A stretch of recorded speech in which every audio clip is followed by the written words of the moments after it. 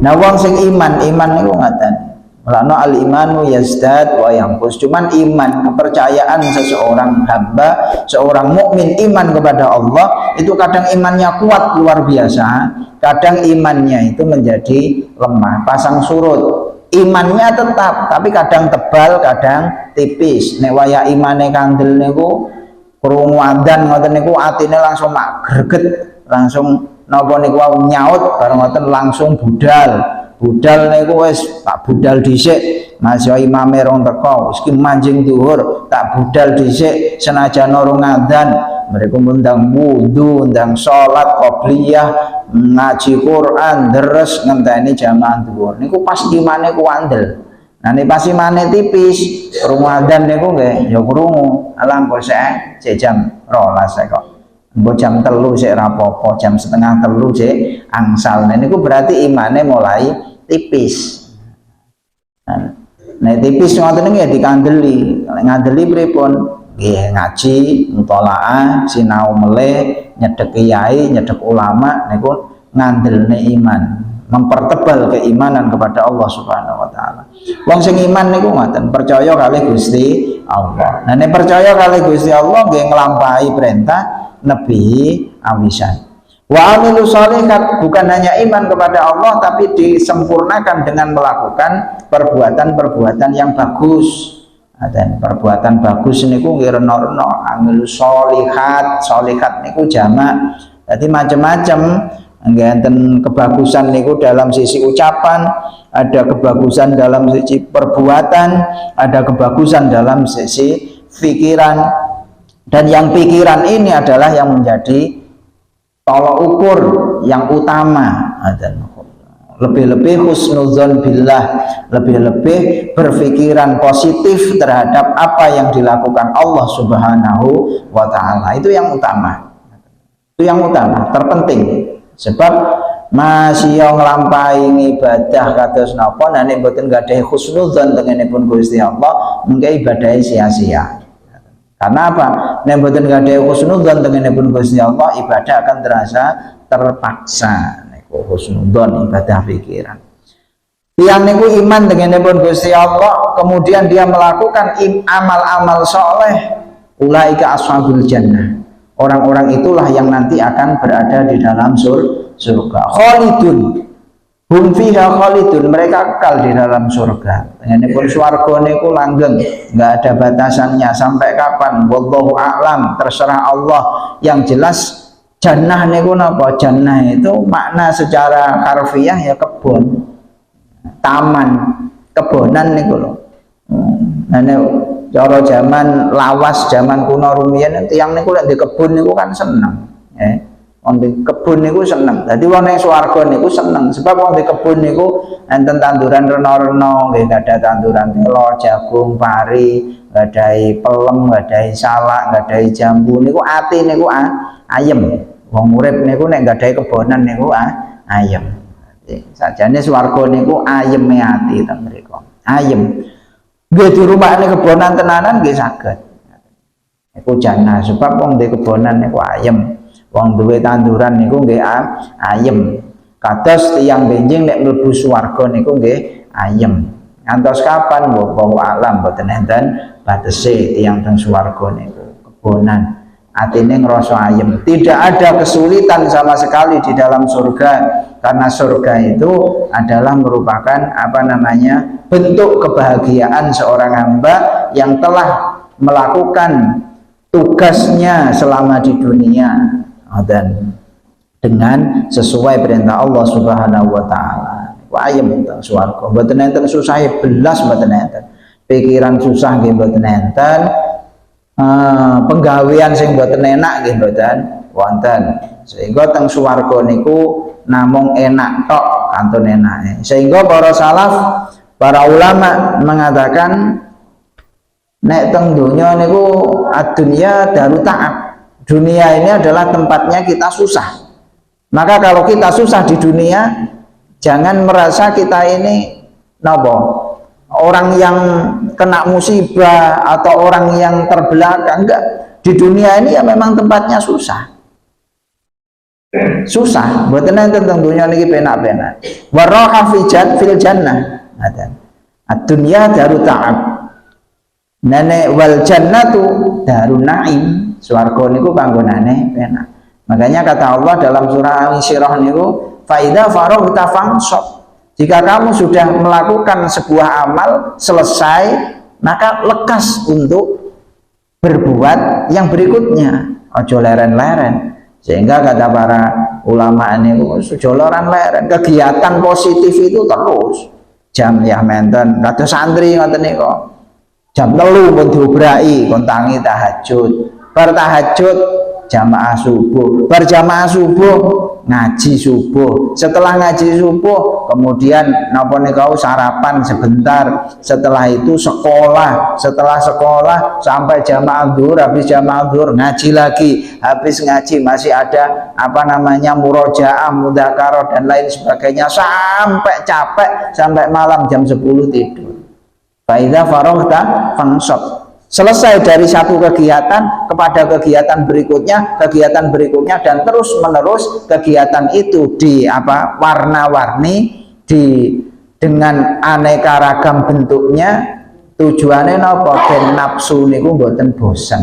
Nafsu niku mboten bosan. Ora ana kegiatan yang ngeten iki terus, kadang ngaji Quran, kadang sholawatan, kadang manakiban, kadang majelis taklim, kadang pengajian umum, istighosahan, tahlilan. Itu semuanya adalah amal-amal bagus yang warna-warni, yang model-model bentuknya, tapi semuanya adalah ibadah kepada Allah Subhanahu wa ta'ala. Itu terus faida faraghta fansab. Ad-dunya daru ta'ab.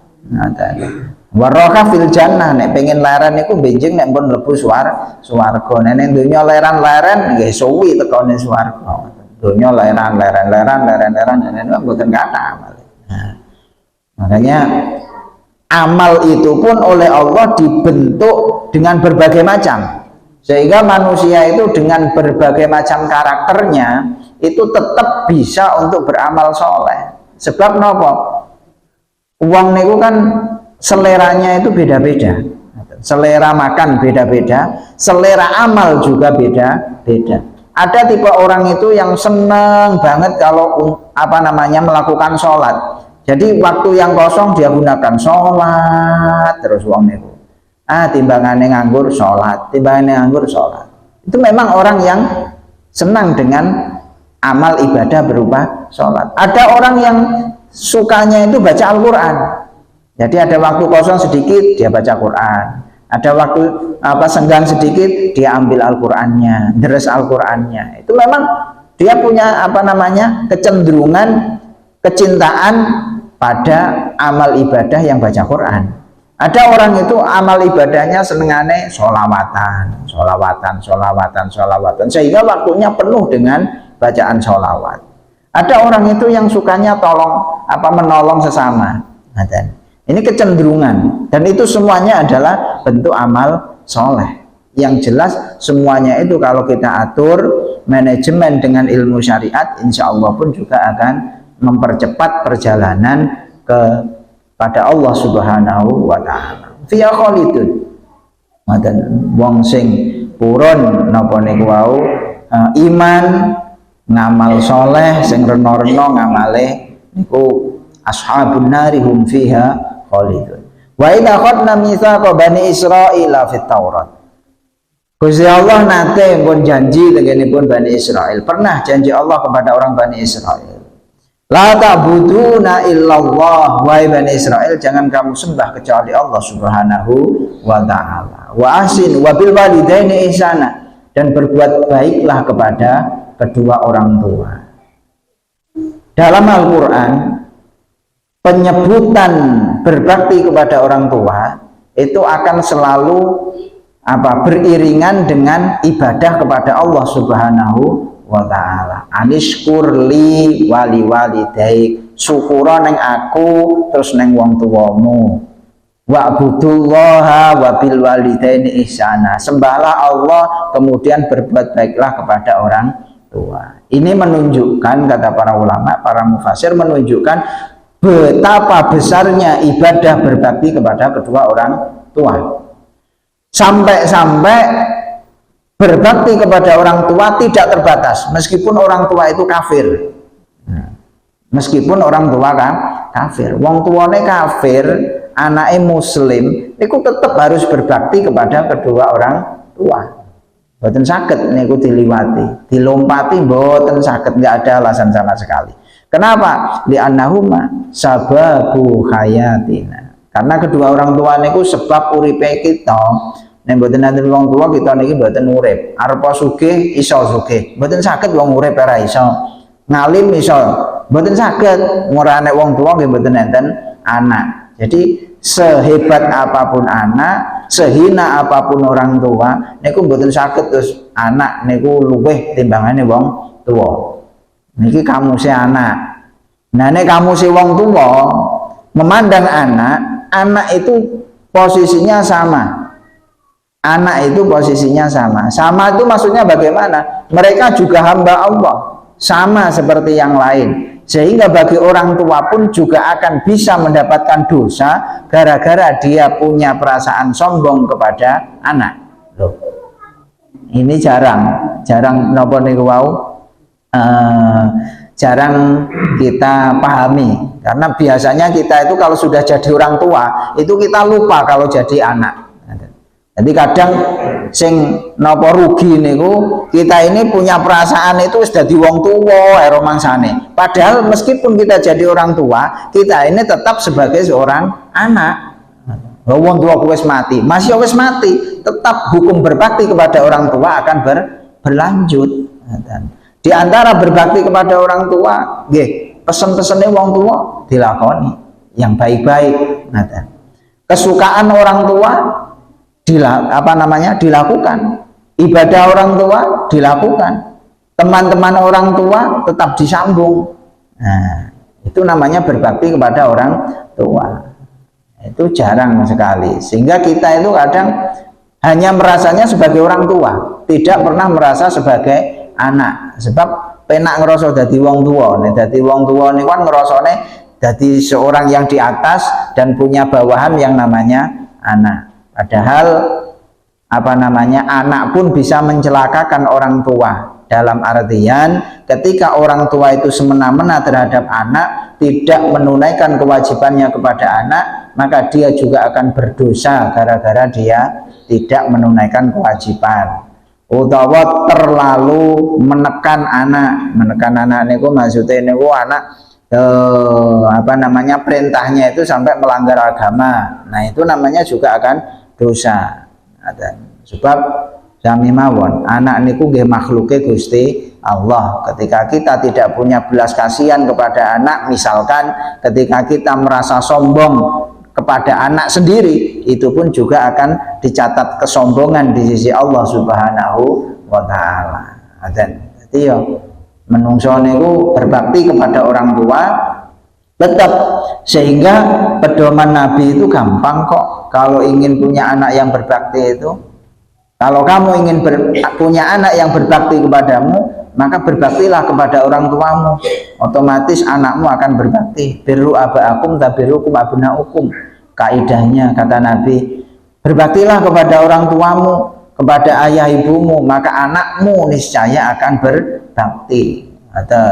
Mboten kok malah diwarai melanggar. Ya mbiyen jane bapakku mbiyen ya mengene iki alas tapi ra apa-apa ae kono-kono. Jane mbiyen ra oleh lho karo wong tuaku aku ngene iki. Nah itu menunjukkan bahwa kita ini melanggar aturan orang tua, sehingga anaknya akan mudah untuk melanggar aturan kita. Nah, niku secara nalar mawon ngoten.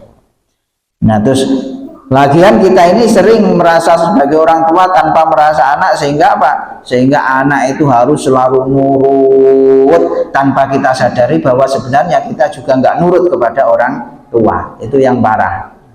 Itu yang parah. Maka sebagai anak tetap berbakti ngene wong tua. Keagungan orang tua berada di bawah langsung daripada Allah Subhanahu wa ta'ala. Maka sebenarnya pangkat besar diberikan kepada orang tua oleh Allah Subhanahu wa ta'ala. Tinggal kita sebagai orang tua harus memahami dan juga mengerti tentang pangkat kita di sisi Allah, sehingga menyebabkan kita semakin takut kepada Allah Subhanahu wa ta'ala. Kedua, orang tua. Setelah itu yang wajib kita